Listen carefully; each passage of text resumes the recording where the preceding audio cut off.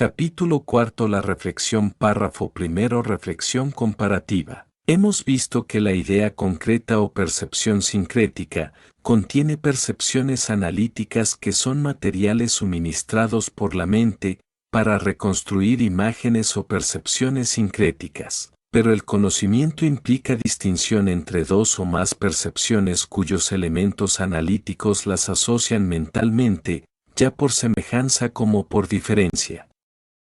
Pero las mismas ideas concretas se presentan también por simultaneidad o sucesión. Cada uno de esos cuatro vínculos es una relación cuyo conocimiento eleva el grado de conciencia. Las relaciones, además, contenidas en la percepción analítica, aparecen en nuestra mente como reflejos de las ideas concretas, por lo que la facultad de conocer esas relaciones la denominamos reflexión. La reflexión se subdivide en comparativa e inductiva, o sea, diferencias y semejanzas y sucesiones y concomitancias. La comparación es un estado de conciencia que ya se ha formado, primero por la presencia simultánea o sucesiva de dos imágenes sugeridas o inducidas en virtud de las asociaciones. Segundo, por la representación inmediata de dos grupos de percepciones analíticas, las diferentes y comunes o particulares y universales y, tercero, por el renacimiento de una relación entre las imágenes comparadas en el análisis. Esa relación, que es el producto final de la reflexión comparativa, se denomina semejanza entre los elementos comunes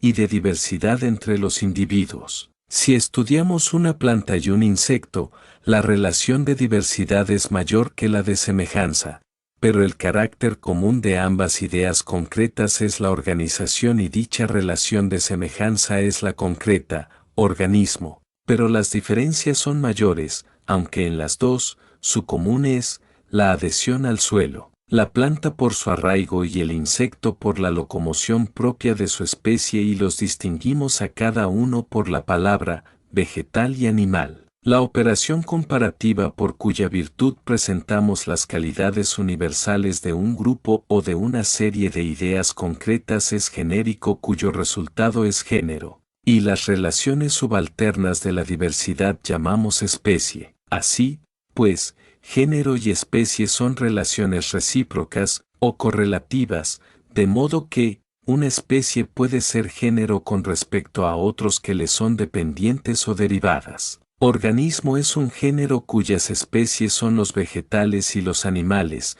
Así, por ejemplo, tomamos un insecto y un pájaro y vemos que sus elementos particulares forman dos nuevas relaciones de diversidad, designadas con las palabras articulado y vertebrado, y éstas serán del género animal, como animal es del género organismo. Siguiendo la serie comparativa, escojamos dos individuos vertebrados de diferente especie y sean una rata y un pájaro, entre los cuales se forman nuevas relaciones que expresamos con los nombres ave y mamífero que, siendo distinta la especie, pertenecen, sin embargo, al género vertebrado. De un mismo modo y por el mismo medio tenemos los mamíferos convertidos en género y distintas especies como los roedores y los carnívoros, entre los cuales a la vez abarcan nuevas especies, como los caninos y felinos, y que estos últimos comprenden entre sus especies a los leones,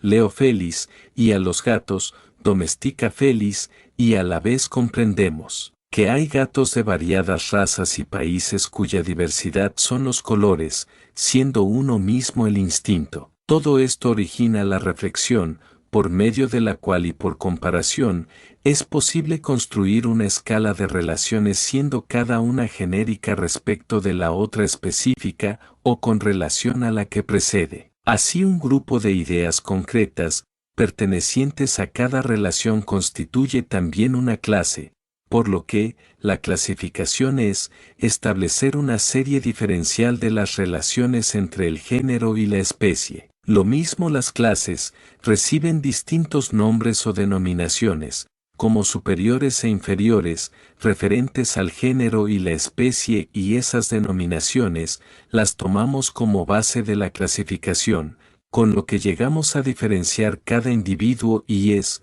por la fuerza del análisis. Por lo tanto, aunque decimos reino animal, tipo vertebrado, clase mamífero, orden carnívoro, familia Cánidos, especie Canis, designamos la variedad como caballo árabe, perro de caza, caballo de Atila o de fulano, pointer inglés de fulano, etcétera, etcétera. Entendemos, pues, que las percepciones analíticas y las sintéticas o concretas se enlazan por semejanza o diferencia en nuestra mente, formando relaciones comparativas, en cuya virtud agrupamos los objetos del conocimiento dentro de una clase determinada, o sea bajo el nombre de un género, procedimiento que nos lleva a la generalización, la que tiende por consiguiente a formar las clases correspondientes a las distintas relaciones genéricas o que caben dentro de una clasificación. De esto determinamos por ejemplo que los perros, los zorros y los lobos componen la familia Cánida en su relación de semejanza con vertebrados, mamíferos y carnívoros de instintos muy semejantes, y que se distinguen de los otros del mismo orden, porque son digitígrados, de hocico prolongado, con 6 muelas superiores y 7 inferiores y uñas no retráctiles. Estas reflexiones, pues, provenientes del análisis, nos llevan a formar las clases en las especies dentro de la generalización, porque entre tanto, las percepciones sintéticas o ideas concretas del perro, del lobo, etc., individuales, están vinculadas por la fuerza de la ley general al elemento universal genérico, de modo que, un sujeto del género cánido por ejemplo, no puede ser representado mentalmente sino por medio de su especie, de lo que resulta que el cánido es por necesidad una idea concreta universal o general y la diferenciamos con los nombres de la familia, perro, gato, lobo, etc., que nos indica la idea concreta particular del individuo y de su especie. De todo este argumento se desprende además que, dentro de una clasificación, las ideas concretas van aumentando en generalidad a medida que se alejan en su orden sucesivo ascendente, que lo deducimos de la idea concreta particular que nos sirve de punto de partida y llevamos nuestro pensamiento de generación a generaciones anteriores, hasta no alcanzar nuestra memoria o conocimiento al principio, salvo que entonces entremos en la sabiduría espírita para presentar el axioma de la vida eterna y continuada, necesaria para la correlación de los hechos, y sin cuyo conocimiento no podemos establecer una ley de sensación, pero ahí no quiso alcanzar la ciencia. De todo este cúmulo de estudios se observa la existencia de 3 clases de relaciones entre las ideas concretas, que son buenas leyes. Primera, la comprensión de una idea es el conjunto de ideas más simples y singulares que aquella que contiene el conjunto y por la cual pueden afirmarse las otras que le tributan riqueza de valor, a cuyas partes o ideas concretas, pero singulares, las reconocemos como atributos predicados, con lo que el contenido de la idea rosa comprende sus calidades propias y las universales de la rosácea en todas sus variedades. Segunda, la extensión, que es el conjunto de ideas, de vertebrados se extiende a las aves, peces y mamíferos, y, tercera, la subordinación o dependencia de unas a otras relaciones, de cuya virtud, la idea que contiene o comprende a otra más general, pertenece a la extensión de esta misma. Por ejemplo, vertebrado pertenece a la comprensión de mamífero. Pero